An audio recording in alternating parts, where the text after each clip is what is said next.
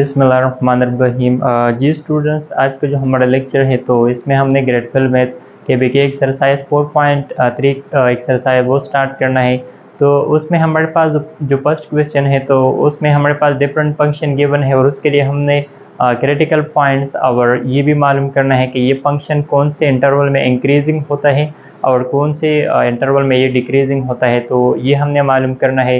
लेकिन क्वेश्चन को हमने बाद में सॉल्व करना है, लेकिन इससे पहले हमने ये समझना है what is critical points. Critical points तो फर्स्ट यहाँ पे ये इस तरह है कि F X is the function define at C. इसका मतलब ये है कि एफ एक्स हमारे पास एक फंक्शन होना चाहिए। तो यहाँ पे ये मैंने एक फंक्शन सपोज कर लिया है कि एफ एक्स हमारे पास ये यहाँ पे एक फंक्शन है।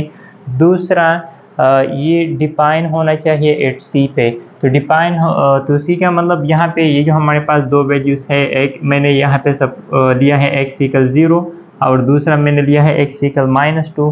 तो यहाँ पे ये जो 0 और -2 है तो ये हमारे पास सी की वैल्यू है। इन वैल्यूज पे ये वाला फंक्शन डिफाइन होना चाहिए। तो डिफाइन होने का मतलब ये है कि यहाँ पे अगर हम इस एक्स की जगह 0 पुट करते हैं तो ये इस तरह आ जाएगा कि f of 0 equal to 0 cube and plus 3 into 0 square और प्लस 1।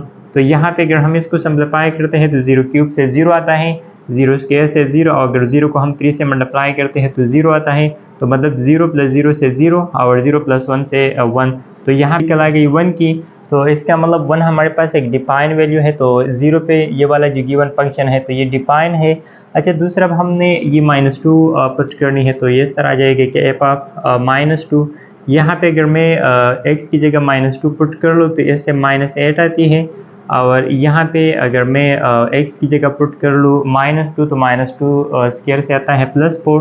तो +4 मल्टीप्लाई 3 से आती है 12 और ये +1 इस तरह वापस लिख दिया। अब यहाँ पे इन दोनों को अगर ऐड किया जाए तो 13 आता है और 13 से अगर 8 को माइनस किया जाए तो इससे आता है 5।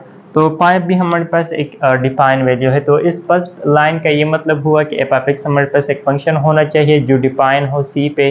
तो फर्स्ट हमारे पास इसका मतलब ये है। इसके बाद ये either A prime C equal 0 और A prime C does not exist then C is called a critical value. अब हमने ये समझना है कि इसका मतलब क्या है। इसका मतलब ये हुआ कि either A prime C equal 0 और A prime C does not exist. इसका मतलब यह है कि ये जो हमारे पास गिवन फंक्शन होते हैं तो इसकी हमने यहाँ पे डेरिवेटिव भी मालूम करनी है। तो इसका अगर डेरिवेटिव मालूम किया जाए तो ये इस तरह आता है कि f prime f x equal to. तो इसके लिए हमने पावर रूल का यूज़ करनी है। तो पावर रूल फर्स्ट हमने 3 को लिखना है, फिर x टू द पावर 3 -1 मतलब पावर में हमने ये इस तरह लिखना है कि 3 पावर x पावर 3 -1 एंड फिर अगेन डेरिवेटिव ऑफ x। फिर यहाँ पे ये 3 कांस्टेंट होती है तो इसको हमने कॉमन करनी है और यहाँ पे भी हमने वो पावर रूल का यूज़ करनी है। तो ये इस तरह आ जाएगा कि 2 को फर्स्ट लिखना है, फिर x to the power 2 -1 and फिर अगेन डेरिवेटिव ऑफ x। और यहाँ पे 1 की डेरिवेटिव तो वो कांस्टेंट है तो वो 0 का इक्वल होती है। तो यहाँ पे ये इस तरह आ जाएगा कि 3 and x to the power 3 -1 से 2 आती है और x की derivative with respect to x तो उससे 1 आता है। फिर यहाँ पे अगर इसको साथ हम ये मल्टीप्लाई करते हैं तो 6 और x टू द पावर 2 -1 से x पावर 1 आती है और यहाँ पे x की derivative with respect to x तो उससे 1 आती है। तो वापस ये वाला आ जाएगा। यहाँ पे ये जो हमारे पास ये वाला स्टेप आ गई, ये वाला इक्वेशन आ गई। तो ये हमारे पास इस फंक्शन की डेरिवेटिव है। डेफिनेशन में ये है कि जो गिवन फंक्शन होते हैं तो उस गिवन फंक्शन की जो डेरिवेटिव होती है तो वो डेरिवेटिव या तो 0 का इक्वल सी पे आना चाहिए या सी पे उस फंक्शन की जो डेरिवेटिव है तो वो डज नॉट एग्जिस्ट होना चाहिए, मतलब वो एग्जिस्ट नहीं होना चाहिए। तो अब यहाँ पे ये हमारे पास इस फंक्शन की डेरिवेटिव है। तो अब इसको भी हमने इन दो वैल्यूज़ के लिए चेक करना है कि मतलब ये दो वैल्यूज़ इन दो कंडीशन को सेटिस्फाई कर रहा है कि नहीं, मतलब इन दोनों में एक ही कंडीशन को ये सेटिस्फाई कर रहा है कि नहीं। तो यहाँ पे ये फर्स्ट वैल्यू 0 है तो 0 मैंने पुट कर लिया। तो ये इस तरह आ जाएगा कि 3 एंड 0 स्क्वायर और +6 और 0।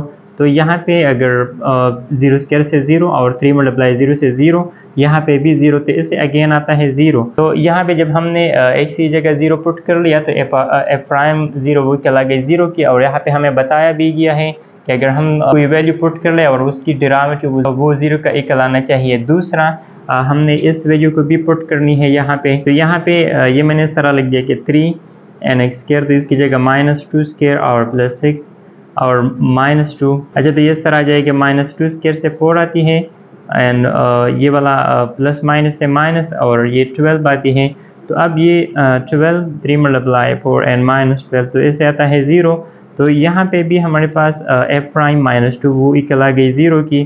तो यहाँ पे अब ये जो डिफिनीशन है तो वो इस तरह है कि f prime C equal to 0 और f prime C does not exist. तो हमारे पास ये वाला कंडीशन, ये जो फर्स्ट यहाँ पे ये वाला यहाँ पे होल्ड कर गई। तो इसके बाद फिर हमने ये कहना है कि then C is called a critical value of f of x।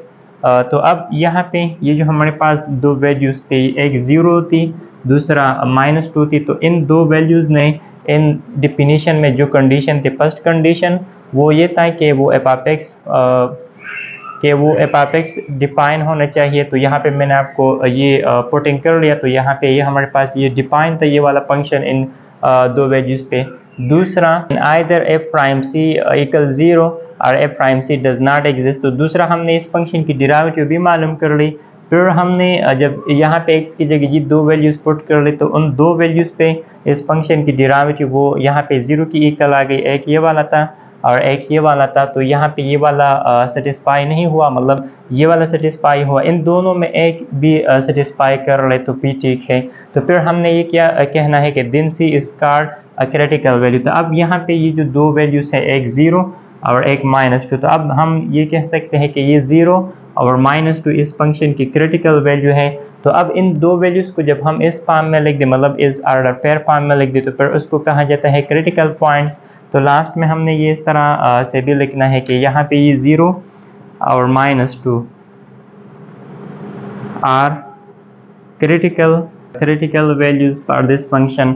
अब अगर इसको हम इस तरह ब्रैकेट में लिख दें, मतलब 0, ये इस ऑर्डर पेयर फॉर्म में लिख दें 0 -2 आर। अब इसको हमने कहना है कि ये यहाँ पे हमारे पास क्रिटिकल पॉइंट्स है। तो इसी तरह यहाँ पे ये जो डिफिनीशन है, तो इस डिफिनीशन का मतलब ये है।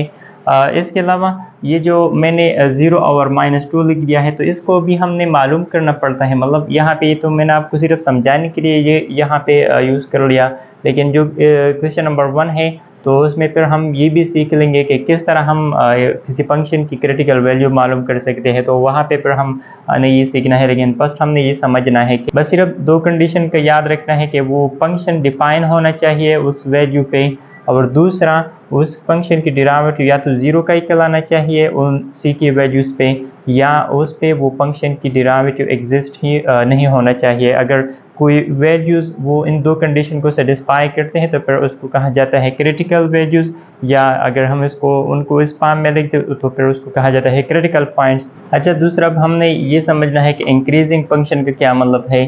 तो यहाँ पे ये जो डिफिनीशन है तो इस तरह है कि f(x) is increasing on ab if f prime x greater 0 x belongs to ab। मतलब इसका ये हुआ कि जब भी हमारे पास कोई फंक्शन गिवन हो तो उस फंक्शन को कहा जाएगा इंक्रीजिंग फंक्शन जब उसकी डेरिवेटिव वो ये वाला कंडीशन सेटिस्फाई कर ले। मतलब उसकी अगर डेरिवेटिव वो 0 से ग्रेटर आ जाए तो फिर हम ये कह सकते हैं कि ये जो फंक्शन है तो ये इस वैल्यू पे इंक्रीजिंग है। इसी तरह ये डिक्रीजिंग, तो डिक्रीजिंग में हमने ये याद रखना है कि जब भी हमारे पास अगर कोई फंक्शन गिवन हो तो उस फंक्शन को बोला जाएगा डिक्रीजिंग फंक्शन जब उसकी डेरिवेटिव वो नेगेटिव की इक्वल आ जाए, मतलब वो 0 से लेस आ जाए, तो फिर हम ये कह सकते हैं कि ये जो फंक्शन है तो ये डिक्रीजिंग फंक्शन है। फिर उसको भी हमने क्वेश्चन में अच्छी तरीके से वहाँ पे समझना है। अब ये ग्राफ से हमने ये समझना है कि ये किस तरीके से हमें पता चलेगा कि ये वाला फंक्शन इस इंटरवल में इंक्रीजिंग है या डिक्रीजिंग है। तो ग्राफ यहाँ पे ये मैंने ड्रा कर लिया है। यहाँ पे ये जो 0 से लेकर ये वाला 0 से लेकर ये 12 तक यहाँ पे ये जो इंटरवल है तो इसमें अगर देखा जाए तो ये जो ग्राफ है तो ये ऊपर की जानिब जा रहा है। मतलब यहाँ पे ये अगर देख ले तो ये ऊपर की जानिब जा रहा है। तो इसका मतलब यहाँ पे ये जो फंक्शन है तो ये 0 से और 12 तक जो इंटरवल है तो इसमें ये वाला जो ग्राफ है तो ये ऊपर की जानिब जा रहा है। तो मतलब यहाँ पे ये इंक्रीजिंग है। दूसरा अगर यहाँ पे देखा जाए तो ये अब ये जो 12 है तो 12 से ये वापस बिलो की तरफ जा रहा है। मतलब 12 से लेकर यहाँ पे ये सपोज कर लें कि 12 से लेकर 20 तक, तो इस इंटरवल में अगर ये देखा जाए तो ये नीचे की जानिब जा रहा है, तो इसका मतलब ये जो फंक्शन है तो ये 12 से लेकर 20 तक ये डिक्रीजिंग है। तो ग्राफ में हमने इस तरह समझना है, जिस इंटरवल में वो ऊपर की जानिब जा रहा हो तो उसमें वो इंक्रीजिंग होगा, और जिस इंटरवल में वो नीचे की जानिब जा रहा हो तो उसमें वो डिक्रीजिंग होगा। तो ग्राफ में हमने ये इस तरह से समझना है। तो अब यहाँ पे ये जो क्वेश्चन नंबर 1 है तो वो हमने यहाँ पे सॉल्व करना है।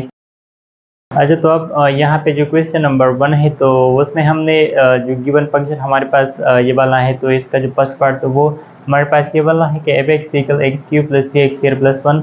तो इसके लिए यहाँ पे हमने क्रिटिकल पॉइंट्स और इसकी जो इंटरवल होती है, मतलब कौन से इंटरवल में इंक्रीजिंग होती है और कौन से में ये डिक्रीजिंग, तो ये यहाँ पे हमने मालूम करनी है। तो फर्स्ट यहाँ पे इसके लिए हमने जो क्रिटिकल पॉइंट्स है तो वो मालूम करनी है। अच्छा, तो क्रिटिकल पॉइंट्स को मालूम करने का जो तरीका है तो वो इस तरह है कि यहाँ पे जो हमारे पास गिवन फंक्शन है तो इसको हमने डिफरेंशिएट करना है। मतलब यहाँ पे हमने मालूम करनी है f'(x). जब भी हम किसी फंक्शन के लिए क्रिटिकल पॉइंट मालूम करते हैं तो फर्स्ट हमने उसके लिए उस फंक्शन की डेरिवेटिव मालूम करनी है। तो मतलब यहाँ पे भी हमने फर्स्ट f'(x) मालूम करनी है। तो f'(x) का मतलब जो गिवन फंक्शन है तो इसकी हमने डेरिवेटिव मालूम करनी है विद रिस्पेक्ट टू x। तो यहाँ पे इस तरह आ जाएगा कि d/dx, मतलब यहाँ पे लेफ्ट साइड पे भी हमने d/dx लिखना है और राइट साइड पे भी हमने यहाँ पे हर एक टर्म के साथ d/dx लिखना है। तो फर्स्ट टर्म के साथ ये x³ एंड दूसरा यहाँ पे जो 3x² है तो इसे 3 को कॉमन करना है और d/dx एंड x², और लास्ट जो टर्म है तो इसके साथ भी ये लिख दिया d/dx। तो यहाँ पे ये सर आ जाएगा कि f'(x) = यहाँ पे ये x³ है तो इसके लिए हमने पावर रूल का यूज़ करनी है। तो पावर रूल वो इस तरह है कि फर्स्ट हमने पावर को लिखना है, तो पावर यहाँ पे 3 है, फिर लिखना है x⁻3 - 1 तो उससे आती है 2, और फिर अगेन डेरिवेटिव ऑफ x तो उससे आती है 1 तो 1 लिखना है। यहाँ पे भी हमने ये 3 लिखना है और पावर रूल का यूज़ करनी है। तो फर्स्ट हमने यहाँ पे लिखना है 2, पावर यहाँ पे 2 है तो 2 लिखना है, फिर x⁻2 - 1 तो 2 - 1 से 1 आती है, और अगेन डेरिवेटिव ऑफ x तो उससे 1 आता है, और यहाँ पे 1 की डेरिवेटिव है तो ये इक्वल होती है 0 की।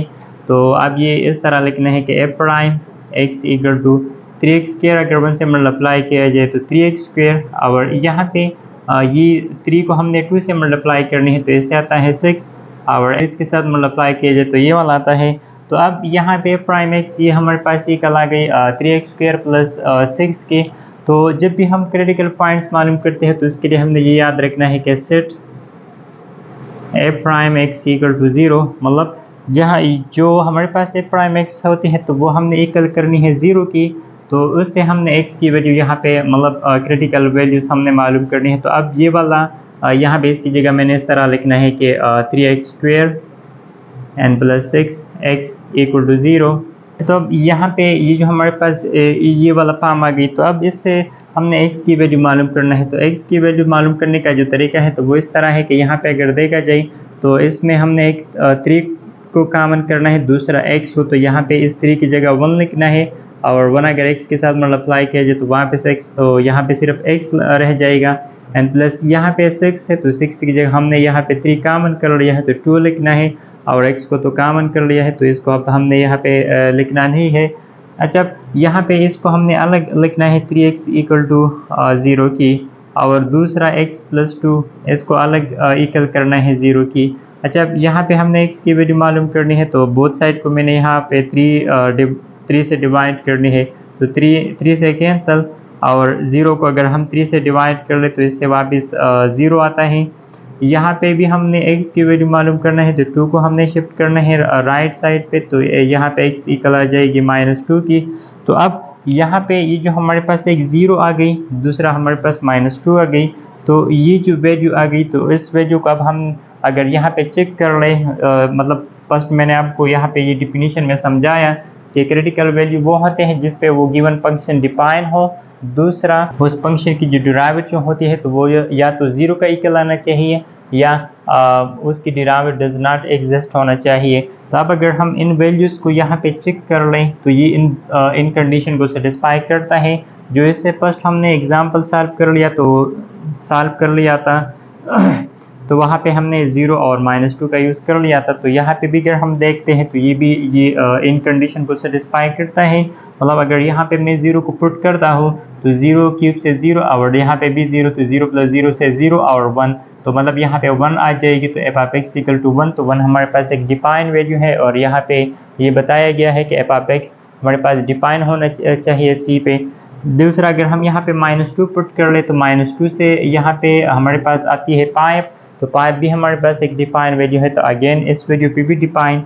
दूसरा, अगर उस फंक्शन की डेरिवेटिव अगर वो 0 का एकल उस वैल्यूज पे आ जाए, तो यहाँ पे अगर हम 0 को पुट कर लें तो 0 स्क्वायर से 0 और 3 × 0 से 0 और यहाँ पे भी 0, तो मतलब यहाँ पे प्राइम x 0 की एकल आती है।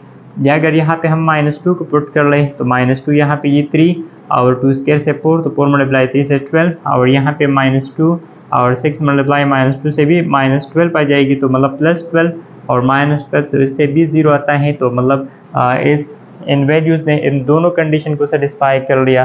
तो अब लास्ट में हमने ये इस तरह लिखना है कि the critical values are 0 and -2। अब लास्ट में फिर इसके साथ ये भी लिखना है कि hence the critical points are 0 and -2। तो इसी तरीके से हमने इसके लिए क्रिटिकल पॉइंट्स मालूम करनी है। अच्छा, इसके अलावा अगर यहाँ पे हम इसके लिए ग्राफ भी ड्रा कर ले तो ग्राफ भी हम इसके लिए ड्रा कर सकते हैं। क्वेश्चन में हमें ये नहीं बताया गया कि आपने इसके लिए ग्राफ भी ड्रा करना है, लेकिन मैंने आपको समझाना है। तो इसी तरीके से यहाँ पे अब मैंने इसके लिए ग्राफ भी ड्रा करना है। तो ग्राफ ड्रा करने का जो तरीका है तो वो इस तरह है कि यहाँ पे हमारे पास एक x की वैल्यू 0 आई है, जो क्रिटिकल वैल्यू है, और दूसरा वो -2 है। तो अब हमने y की वैल्यू मालूम करनी है। तो y की वैल्यू के लिए हमने ये वाला फंक्शन यूज़ करनी है। तो ये मैंने इस तरह लिख दिया कि y = x³ + 3x² + 1। तो फर्स्ट यहाँ पे मैंने y की वैल्यू मालूम करनी है, तो x की जगह मैंने 0 पुट करना है। तो यहाँ पे अगर 0 पुट किया जाए तो इससे 0 आता है। यहाँ पे भी अगर 0 पुट कर ले तो 0 × 3 से 0 एंड +1, तो मतलब y हमारे पास यहाँ पे इक्वल आ जाएगी 1 की। तो अब ये मैंने इस तरह लिख दिया कि 0 1, तो जो हमारे पास एक ऑर्डर पेयर आ गई तो वो 0 1 आ गई। दूसरा ऑर्डर पेयर भी हमने यहाँ पे मालूम करना है। तो उसका जो तरीका है, तो अब हमने x के जो यहाँ पे सेकंड वैल्यू है -2, तो इसको हमने यहाँ पे इसमें पुट करनी है। तो ये इस तरह आ जाएगा कि f ऑफ -2 = y भी हम लिख सकते हैं। और यहाँ पे x³ है तो x³ की जगह -2 n³ और +3 लिखना है n -2² n +1। अच्छा, तो यहाँ पे इससे है -8, यहाँ पे ये +4 और 4 × 3 से 12 आती है n +1। तो यहाँ पे इस तरह आ जाएगा कि y = इन दोनों को अगर हम ऐड कर ले 13 आता है। 13 से अगर 8 को माइनस किया जाए तो इससे 5 आती है। तो जो सेकंड ऑर्डर पेयर है तो वो यहाँ पे हमारे पास आ गई -2 5 की। तो अब यहाँ पे हमने ग्राफ ड्रा करना है। जब यहाँ पे जो हमारे पास फर्स्ट ऑर्डर पेयर है तो वो है ये वाला 0 1। तो 0 1 हमारे पास ये वाला पॉइंट है, ये हमारे पास 0 1 है। दूसरा जो ऑर्डर पेयर है तो वो है -2 5। तो -2 5 ये सपोज कर ले कि ये -2 है और ये 5, तो सपोज कर ले कि यहाँ पे हमारे पास ये वाला शेड आती है। तो अब इसको हमने ज्वाइन करनी है, तो इसका जो ग्राफ है तो वो इस तरह आ जाएगा। अच्छा, तो यहाँ पे इस फंक्शन की जो ग्राफ बनती है तो वो हमारे पास ये वाला बनती है। अच्छा, अब इसके बाद यहाँ पे हमने इसके लिए ये इंटरवल भी मालूम करनी है, कौन से इंटरवल में ये वाला फंक्शन इंक्रीजिंग है और कौन से इंटरवल में ये डिक्रीजिंग है, तो वो भी हमने मालूम करना है। तो उसका जो तरीका है तो वो इस तरह है कि यहाँ पे ये मैंने लिख दिया है। इंक्रीजिंग फंक्शन के लिए हमने ये याद रखना है कि इंक्रीजिंग फंक्शन के लिए हमने ये वाला कंडीशन याद रखना है कि जब भी हमारे पास कोई फंक्शन की गिवन हो, अगर उसकी डेरिवेटिव वो हमारे पास 0 से ग्रेटर आ जाए तो फिर हम ये कह सकते हैं कि ये वाला जो फंक्शन है ये इस इंटरवल में इंक्रीजिंग है। मतलब यहाँ पे अब ये इस तरह हमने करना है। यहाँ पे मैंने लिख दिया कि नाउ, यहाँ पे मैंने लिख दिया कि इंक्रीजिंग एंड डिक्रीजिंग इंटरवल, मतलब अब हमने ये वाला इंटरवल मालूम करनी है। तो इसका जो तरीका है तो मैंने आपको बताया कि जब भी हमारे पास फंक्शन की डेरिवेटिव 0 से ग्रेटर आ जाए तो फिर वो हम कह सकते हैं कि ये फंक्शन इस इंटरवल में इंक्रीजिंग है। तो फर्स्ट यहाँ पे ये जो डेरिवेटिव है ये वाला, तो ये हमने यहाँ पे लिखना है। तो वो जो हमारे पास डेरिवेटिव है तो वो यहाँ पे मैंने लिख दिया। अच्छा, अब यहाँ पे हमने इस x की जगह पुटिंग करनी है। तो x की जगह जो हमने पुटिंग करनी है तो वो हमने इस तरह करना है कि वो वैल्यूज़ हमने यहाँ पे जो क्रिटिकल पॉइंट था, तो एक पॉइंट -2 था और दूसरा वो 0 था, तो यहाँ पे हमने इस -2 के करीब वैल्यू पुट करना है और दूसरा हमने 0 के करीब भी यहाँ पे वैल्यू पुट करनी है। तो फर्स्ट यहाँ पे मैंने सपोज कर लिया कि पुट x इक्वल 1, मतलब यहाँ पे मैंने x की जगह 1 पुट कर लिया, तो ये इस तरह आ जाएगा। कि f prime 1 equal 3 into 1 square and plus 6 और 1। तो यहाँ पे ये इस तरह आ जाएगा कि f prime 1 equal to 1 square से 1 आती है, तो 1 मल्टीप्लाई 3 से 3 एंड यहाँ पे ये 6 आ जाएगी। तो मतलब f प्राइम 1 यहाँ पे इक्वल आ गई 9 की। तो अब आप यहाँ पे खुद बताइए कि 9 हमारे पास 0 से ग्रेटर है या लेस है, तो वो हमारे पास 9 0 से ग्रेटर है। जब 9 0 से ग्रेटर है तो इसका मतलब जब हमने 1 पुट कर लिया तो 1 पे हमारे पास ये वाला जो फंक्शन की डेरिवेटिव है तो वो 0 से ग्रेटर आ गई। तो अब ये मैं इस तरह से भी लिख सकता हूँ कि f प्राइम 1 वो हमारे पास ग्रेटर आ गई 0 से। जब ग्रेटर आ गई 0 से तो ये हमारे पास ये वाला कंडीशन है। तो अब इसके साथ यहाँ पे मैंने लिख दिया कि इंक्रीजिंग। अच्छा, अब इसके अलावा हमने एक दूसरा वैल्यू पुट करना है, तो यहाँ पे मैंने सपोज कर लिया कि पुट x इक्वल टू -1। तो अब यहाँ पे हमने -1 की वैल्यू पुट करनी है, तो ये इस तरह आ जाएगा कि f प्राइम -1 एन इक्वल टू 3 एंड -1 स्क्वायर और प्लस 6 इंटू -1।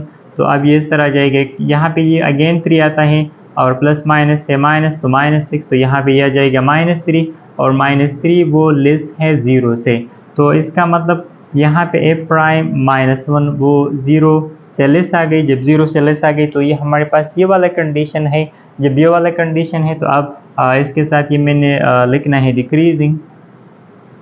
अच्छा, अब यहाँ पे एक दूसरा वैल्यू भी मैंने पुट करना है, पुट x इक्वल टू -3। तो अब x की जगह हमने -3 यहाँ पे पुट करनी है, तो ये इस तरह आ जाएगा कि f prime -3 equal to 3 into -3 square और प्लस लिखना है फिर 6 के साथ -3। अच्छा, अब ये इस तरह आ जाएगा 3 एंड यहाँ पे ये पावर इवन है तो प्लस 9 आती है एंड यहाँ पे इन दोनों के मल्टीप्लिकेशन से -18, तो यहाँ पे ये जाएगा 27 एंड -18, तो 27 से अगर 18 माइनस किया जाए तो इससे आती है 9। तो अब यहाँ पे अगर देखा जाए तो 9 हमारे पास 0 से क्या है, ग्रेटर है। जब 0 से ग्रेटर है तो अब ये मैं इस तरह लिख सकता हूँ कि f prime -3 is greater than 0। जब डेरिवेटिव वो 0 से ग्रेटर आ गई तो ये हमारे पास ये फर्स्ट कंडीशन है। तो अब इसके साथ यहाँ पे मैंने लिख दिया कि इंक्रीजिंग। अच्छा, इसी तरह यहाँ पे अगर हम -4 पुट कर ले या -5 पुट कर ले या -6, जितनी भी नेगेटिव नंबर्स है मतलब यहाँ से, तो हर एक वैल्यू पे ये जो हमारे पास फंक्शन की डेरिवेटिव है तो ये हमारे पास 0 से ग्रेटर आती है। जब 0 से ग्रेटर आती है तो ये इंक्रीजिंग होगी। इसके अलावा यहाँ पे ये -2 और 0 के दरमियान जितने भी नंबर हैं, मतलब फॉर एग्जांपल अगर यहाँ पे हम -1.5 पुट कर रहे हैं इस फंक्शन में, तो उस पर भी हमारे पास ये वाला जो फंक्शन है तो ये 0 से लेस आती है। तो मतलब -1.5 पे भी ये वाला फंक्शन हमारे पास क्या है, डिक्रीजिंग है। तो जब यहाँ पे जब हमने x की जगह +1 पुट कर लिया था तो +1 पे इस फंक्शन की जो डेरिवेटिव है तो वो 0 से ग्रेटर आई थी, तो यहाँ पे हमने लिख दिया कि ये हमारे पास इंक्रीजिंग है इस 0 पे। दूसरा जब हमने -1 पुट कर लिया था तो -1 पे यहाँ पे ये -3 आई थी, तो -3 0 से लेस है, तो यहाँ पे इसके साथ ये हमने लिख दिया था डिक्रीजिंग, क्योंकि यहाँ पे ये वाला डेफिनेशन है। तीसरा जब हमने -3 पुट कर लिया था तो -3 पे भी हमारे पास ये 9 की इक्वल आ गई थी और 9 हमारे पास 0 से ग्रेटर है, तो यहाँ पे ये मैंने लिख दिया कि ये हमारे पास इसकी जो डेरिवेटिव होता है वो 0 से ग्रेटर आ गई। और इसके साथ यहाँ पे मैंने लिख दिया है कि ये हमारे पास इंक्रीजिंग है। तो अब इसके अलावा हमने इसके लिए इंटरवल लिखना है। तो इंटरवल अब हमने किस तरह लिखना है, तो इंटरवल हमने वो इस तरह लिखना है कि यहाँ पे मैंने लिख दिया, तो यहाँ पे ये मैंने इस तरह लिखना है कि the given function is increasing and interval. अच्छा, तो लास्ट में ये मैंने इस तरह लिख दिया कि the given function is increasing in the interval -∞ -2 and union 0 infinity. तो अब ये इंटरवल हमने समझना है, तो इसको हमने इस ग्राफ से समझना है। तो ग्राफ से हमने इस तरह समझना है कि यहाँ पे ये फॉर एग्जांपल -3 है, ये सपोज कर ले कि -4 है, यहाँ पे ये -5 है। तो यहाँ पे अगर देखा जाए मतलब ये जो -2 है ये वाला, तो इस इंटरवल को हमने समझना है। तो यहाँ पे फर्स्ट मैंने लिख दिया है कि -2 एंड माइनस इन्फिनिटी। इसका मतलब यहाँ पे ये जो -2 है, -2 के लेफ्ट साइड में जितने भी यहाँ पे रियल नंबर है, मतलब -3 है, -4 है या -5, इससे लेकर -इन्फिनिटी तक अगर हम कोई भी वैल्यू पुट करते हैं तो उस वैल्यू पे ये वाला जो फंक्शन है तो ये इंक्रीजिंग है। तो इसी वजह से यहाँ पे मैंने लिख दिया है कि -इन्फिनिटी एंड -2। इसका मतलब -इन्फिनिटी और -2 खुद इसमें शामिल नहीं है। इसके दरमियान जितने भी नेगेटिव रियल नंबर है वो हर एक रियल नंबर पे ये वाला जो फंक्शन है तो वो यहाँ पे क्या है, इंक्रीजिंग है। दूसरा जो मैंने लिख दिया है तो वो इस तरह है कि यूनियन और 0 टू इन्फिनिटी। तो 0 टू इन्फिनिटी का मतलब ये है कि 0 पे भी ये वाला जो फंक्शन है तो ये इंक्रीजिंग नहीं है, लेकिन 0 के अलावा इसके राइट साइड पे जितने भी नंबर हैं, मतलब यहाँ पे हमने पुट कर लिया था 1 0 के राइट साइड पे है, तो 1 पे हमारे पास ये 0 से ग्रेटर आई थी। इसी तरह जब हमने -2 के लेफ्ट साइड पे -3 पुट कर लिया था यहाँ पे ये वाला, तो उस पर भी ये हमारे पास इंक्रीजिंग आई थी। तो इसी तरीके से यहाँ पे ये जो इंटरवल है तो ये हमने लिखना है कि 0 से लेकर इन्फिनिटी तक इसके दरमियान जितने भी रियल नंबर हैं, अगर हर एक रियल नंबर वो हम यहाँ पे पुट करते हैं तो उस पर ये वाला फंक्शन इंक्रीजिंग होते हैं। या अब अगर हम ग्राफ में देख लें तो यहाँ पे ये जो ग्राफ है तो ये ऊपर की जानिब जा रहा है, लेकिन यहाँ इस पॉइंट से ये वापस बिलो की जानिब जा रहा है, मतलब नीचे की जानिब जा रहा है, फिर इस पॉइंट से ये वापस ऊपर की तरफ जा रहा है। तो यहाँ पे इससे क्लियर होता है कि इस -2 से लेकर 0 तक इस इंटरवल में ये जो फंक्शन है तो ये नीचे की जानिब जा रहा है। जब ये नीचे की जानिब जा रहा है तो इसका मतलब ये जो फंक्शन है तो ये -2 से लेकर 0 तक इस इंटरवल में ये डिक्रीजिंग है। इसके अलावा इसकी जितने भी इंटरवल है तो उसमें ये क्या है, इंक्रीजिंग है। मतलब 0 से अगर अब हम देख ले तो ये वापस वो ऊपर की जानिब जा रहा है, यहाँ पे भी ये ऊपर की जानिब जा रहा है। तो यहाँ पे फिर मैंने ये इस तरह भी लिख दिया है कि the given function is decreasing in the interval -2 0। तो यहाँ पे से ये तो क्लियर है, मतलब जब हमारे पास इस इंटरवल से लेकर यहाँ पे और इस तक जब इसमें ये इंक्रीजिंग है तो इससे तो ये साफ पता चलता है कि जो इंटरवल रहता है तो उस इंटरवल में ये वाला फंक्शन क्या होगा, डिक्रीजिंग होगा। तो इसी तरीके से हम किसी भी फंक्शन के लिए वो इंक्रीजिंग और डिक्रीजिंग इंटरवल वो हम मालूम कर सकते हैं। मतलब सिंपल है, आपने सिर्फ उस फंक्शन की जो डेरिवेटिव होती है उसमें आपने वैल्यूज इसी तरह से पुट करनी है, लेकिन उन वैल्यूज़ को आपने जो क्रिटिकल वैल्यूज़ होते हैं तो उसके करीब वैल्यू लेना है। मतलब यहाँ पे -2 क्रिटिकल था तो एक मैंने -3 पुट कर लिया था, दूसरा मैंने -1 पुट कर लिया था, दूसरा क्रिटिकल 0 था तो इसके करीब यहाँ पे +1 था तो मैंने 1 पुट कर लिया था। और उस पर ये देखना है कि कौन से वैल्यू पे ये हमारे पास पॉजिटिव आती है और कौन से पे ये नेगेटिव आते हैं। तो जिस पे ये पॉजिटिव आते हैं तो वो हमारे पास इंक्रीजिंग इंटरवल में होंगे, और जिसमें ये नेगेटिव आते हैं तो वो हमारे पास डिक्रीजिंग इंटरवल में होगी। तो अब अच्छा, इसकी जो सेकंड पार्ट है तो वो भी हमने सॉल्व करना है। अब इसके बाद जो बी पार्ट है तो वो हमारे पास ये वाला गिवन है, तो इसके लिए भी फर्स्ट हमने मालूम करनी है f प्राइम x। तो यहाँ पे मैंने डायरेक्ट ये हर एक टर्म के साथ वो d/dx लिख दिया है। तो लेफ्ट साइड पे तो ये इस तरह वापस आ जाएगी कि f प्राइम x एन इक्वल टू राइट साइड पे ये x³ है, तो x³ की डेरिवेटिव भी इक्वल होती है 3x² की। तो यहाँ पे मैंने डायरेक्ट लिख दिया, यहाँ पे ये +35 फर्स्ट टर्म लिखना है, और x2 है तो इसकी डेरिवेटिव वो इक्वल होती है 2x की।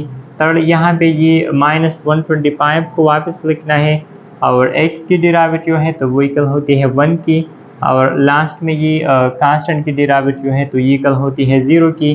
तो अब ये मैंने इस तरह लिखना है कि f prime x equal to 3x²। यहाँ पे इन दोनों के मल्टीप्लिकेशन से आती है 70x, और यहाँ पे ये -125। तो यहाँ पे ये हमारे पास इस फंक्शन की डेरिवेटिव आ गई। अब इसके लिए हमने मालूम करनी है क्रिटिकल पॉइंट्स। तो अगेन ये हमने इस तरह लिखना है कि set f prime x equal to 0। तो अब इसको हमने इक्वल लेना है 0 की, तो ये इस तरह आ जाएगा कि 3x² and +70x and -125 equal to 0। तो अगेन यहाँ पे अब हमने इसकी वो फैक्टराइजेशन करनी है, मतलब यहाँ पे ये क्वाड्रेटिक इक्वेशन है तो इसके हमने फैक्टराइजेशन करनी है। तो यहाँ पे इसको हमने फैक्टराइजेशन मेथड से सॉल्व करनी है। तो 125 को अगर 3 से मल्टीप्लाई किया जाए तो इससे आता है 375। तो अब ये इस तरह लिखना है कि 3x² एंड इस 70x की जगह हमने लिखना है 75x and -5x and -125 equal to 0। मतलब फैक्टराइजेशन मेथड हमने यहाँ पे यूज़ कर लिया। इन दोनों की मल्टीप्लिकेशन से हमारे पास ये -375 आती है और इसकी सब्ट्रैक्शन से वापस ये 70x आती है। जब इन दो टर्म्स में हमारे पास 3x कॉमन है तो यहाँ पे रह जाएगा x + 25 और इन दो टर्म में हमने -5 को कॉमन करनी है तो यहाँ पे रह जाएगा x + 25 एन इक्वल टू 0। तो अब ये इस तरह आ जाएगी कि इन दोनों में हमारे पास कॉमन x + 25 ये फर्स्ट टर्म लिखना है और बाकी ये 3x - 5 तो ये लिखना है n इक्वल टू 0। तो फर्स्ट हमने इस x की वैल्यू मालूम करनी है तो अब ये इस तरह लिख दिया कि x + 25 इक्वल टू 0। दोनों को इक्वल करनी है 0 की। तो यहाँ पे हमने फर्स्ट x की वैल्यू मालूम करनी है तो इससे आता है -25। दूसरा यहाँ पे भी हमने x की वैल्यू मालूम करना है तो इससे आता है 5 को अगर हम राइट साइड पे शिफ्ट कर ले तो +5। फिर यहाँ पे 3 भी हमने ख़त्म करना है तो बोथ साइड को हमने 3 से डिवाइड करनी है। तो यहाँ पे हमारे पास दो वैल्यूज़ x ही आ गई। तो अब यहाँ पे ये जो दो वैल्यूज़ है x ही, तो यहाँ पे ये हमारे पास क्रिटिकल वैल्यूज़ हैं। तो अब यहाँ पे ये मैंने डायरेक्ट लिख दिया कि क्रिटिकल पॉइंट्स, एक यहाँ पे -25 है एंड दूसरा वो यहाँ पे 5/3 है। तो यहाँ पे हमारे पास इसकी क्रिटिकल पॉइंट आ गई। जब इसके लिए हमने वो इंक्रीजिंग और डिक्रीजिंग इंटरवल मालूम करनी है तो अगेन वो वाला तरीका हमने यूज़ करना है जो गिवन फंक्शन की डेरिवेटिव है ये वाला। तो ये यहाँ पे हमने लिखना है तो वो इस तरह है कि f' x = 3x² and plus 20x and -125। तो अगेन यहाँ पे इसकी एक क्रिटिकल वैल्यू -25 है एंड दूसरा 5/3 है। तो अगेन यहाँ पे हमने इस -25 के करीब से कोई वैल्यू पुट करना है। तो फर्स्ट मैंने यहाँ पे सपोज कर लिया कि पुट x = -26, मतलब x मैंने -26 पुट करना है इसमें। तो ये इस तरह आ जाएगा कि f' x = 3 एंड -26² और प्लस 70 एंड -26 और -125। अच्छा, तो यहाँ पे इसको मैंने डायरेक्ट लिख दिया, इसको आपने कैलकुलेटर से सिंप्लीफाई करना है। तो यहाँ पे ये f' x वो इक्वल आ गई 1925 की। तो यहाँ पे ये 0 से ग्रेटर है तो मतलब यहाँ पे ये इंक्रीजिंग हुआ। ये इंक्रीजिंग हमारे पास कौन से पॉइंट पे आ गई जब हमने x की जगह यहाँ पे क्या पुट कर लिया, -26। अच्छा, दूसरा वैल्यू मैंने यहाँ पे सपोज कर लिया कि पुट x = यहाँ पे ये 25 है तो एक हमने -26 पुट कर लिया। दूसरा मैंने यहाँ पे पुट कर लिया -24। तो अब यहाँ पे हमने x की जगह -24 पुट करनी है तो ये इस तरह आ जाएगा कि f' -24। राइट साइड पे भी ये लिखना है कि 3 एंड -24²। फिर यहाँ पे भी प्लस 70 एंड -24 और लास्ट में ये -125 लिखना है। अच्छा, तो जब इस इसको सिंप्लीफाई किया जाए तो इससे हमारे पास -77 आती है और यहाँ पे ये नेगेटिव है, मतलब 0 से ये लेस है। जब ये 0 से लेस है तो ये हमारे पास ये वाला है, मतलब सेकंड। तो यहाँ पे अब इसके साथ मैंने लिख दिया कि डिक्रीजिंग। जब इसके बाद एक आवर वैल्यू भी हमने पुट करना है तो यहाँ पे मैंने लिख दिया कि पुट x = अब यहाँ पे जो दूसरा क्रिटिकल पॉइंट है मतलब 5/3 है तो यहाँ पे हमने वैल्यू इसकी राइट साइड से लेना है। तो यहाँ पे मैंने सपोज कर लिया कि पुट x = 2। तो यहाँ पे ये 5/3 ये तकरीबन 1.6 की इक्वल होती है। तो यहाँ पे मैंने 2 सपोज कर लिया। तो अब x की जगह हमने पुट करना है 2। तो ये इस तरह आ जाएगी कि f' 2 = यहाँ पे भी 3 एंड 2² और दूसरा प्लस 70 एंड 2 और -125। इस तरह वापस लास्ट में ये लिखना है। तो अब ये इस तरह आ जाएगा कि f' 2 = जब इसको सिंप्लीफाई किया जाए तो इससे आता है 27 और 27 वो 0 से ग्रेटर है। जब 0 से ग्रेटर है तो इसका मतलब यहाँ पे ये इंक्रीजिंग है। तो अब अगेन हमने इंटरवल लिखना है। तो इंटरवल हमने वो किस तरह लिखना है, जब हमने x की जगह यहाँ पे -26 पुट कर लिया था तो उस पर हमारे पास ये इंक्रीजिंग आई थी। दूसरा जब हमने यहाँ पे x की जगह -24 पुट कर लिया था तो वो हमारे पास यहाँ पे डिक्रीजिंग आई थी। तीसरा, जब हमने x की जगह 2 पुट कर लिया था तो उसमें हमारे पास ये जो फंक्शन है तो वो इंक्रीजिंग आई थी। तो अब यहाँ पे हमने इसके लिए जो इंटरवल फॉर्म लिखना है तो वो इस तरह लिखना है कि यहाँ पे ये जो -25 के लेफ्ट साइड में जितनी भी रियल नंबर है, मतलब -25 से लेकर -इंफिनिटी तक जितने भी रियल नंबर है उस हर एक रियल नंबर पे ये वाला फंक्शन इंक्रीजिंग होगा। इसी तरह अब यहाँ पे ये जो 5/3 है इसकी राइट साइड से हमने एक वैल्यू पुट कर लिया था ये 2, तो 2 पे भी ये हमारे पास पॉजिटिव आई थी। तो इसका मतलब इस 5/3 के राइट साइड में जितने भी रियल नंबर है, अगर हर एक रियल नंबर हम यहाँ पे पुट करते हैं इसके डेरिवेटिव में तो इस पे ये वाला जो फंक्शन है तो वो इंक्रीजिंग होगा।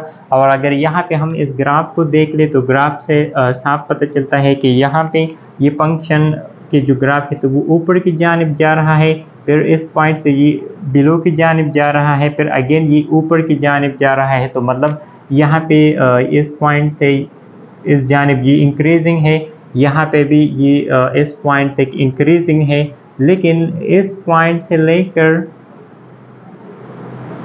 इस पॉइंट तक ये यहाँ पे क्या है, डिक्रीजिंग है। तो अब अगेन हमने इंटरवल फॉर्म में लिखना है। तो अब ये मैंने इस तरह लिखना है कि the given function is increasing in the interval. First हमने लिखना है -इंफिनिटी और दूसरा इसके साथ हमने क्या लिखना है, यहाँ पे ये जो -25 है तो ये लिखना है,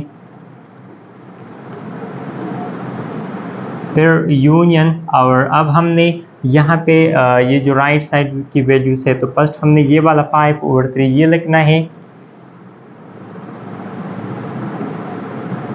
और इसके साथ प्लस इंफिनिटी तक जितने भी रियल नंबर है तो दूसरा हमने यहाँ पे इंफिनिटी लिखना है। और जब हमने डिक्रीजिंग इंटरवल लिखना है तो डिक्रीजिंग इंटरवल वो यहाँ पे हमने तो यहाँ पे ये इससे साफ पता चलता है कि इस इंटरवल से लेकर इस पॉइंट से लेकर इस पॉइंट तक ये क्या है, डिक्रीजिंग है। तो अब हमने सिंपल ये लिखना है, तो मतलब ये एक हमने -25 लिखना है और दूसरा 5/3 वो लिखना है। तो अब ये मैंने इस तरह लिखना है कि the given function is decreasing in the interval -25 और इसके साथ 5/3। तो इसी तरीके से हमने किसी भी फंक्शन के लिए इंक्रीजिंग और डिक्रीजिंग इंटरवल वो मालूम करनी है।